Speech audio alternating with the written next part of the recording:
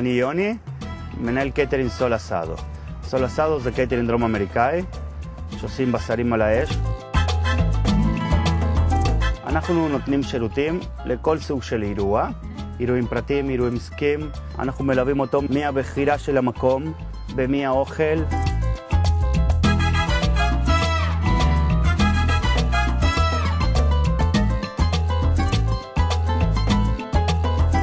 אנחנו מקימים את כל האירוע, משולחנות, כיסאות בכל הציוד המלווה, כולל גנרטור, כולל תאורה, הגברה, כל השירותים ניידים, רמת פרקט. אנחנו גם דואגים לאישורים, אם אנחנו עושים את זה איזשהו פער שצריך אישור מקק"ל, וכמובן את האוכל הטעים ביותר, שאנחנו מבשלים אותו מול הקהל בשטח. זה אומר שהאוכל מגיע טרי למקום, אנחנו עושים בישול איטי של הבשרים במקום בין 3 ל-4 שעות, עם גחלים מארגנטינה, זה מעץ הדרים, זה שומר על האיכות של הבשר.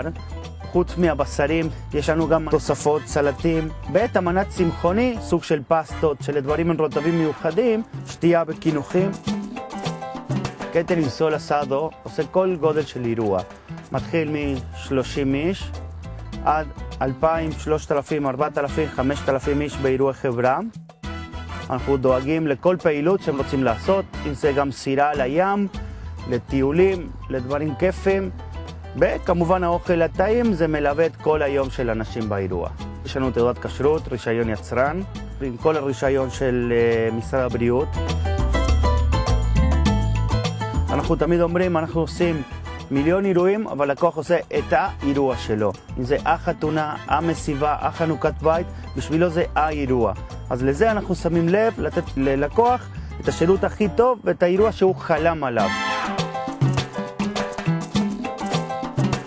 חתנו לפני כמעט חודש, זה היה פשוט חלום אחד שבלתי נשכח. האוכל שלו מעולה וזה כל כך טעים, זה יחס אישי ומאוד חם, נהנינו מכל רגע.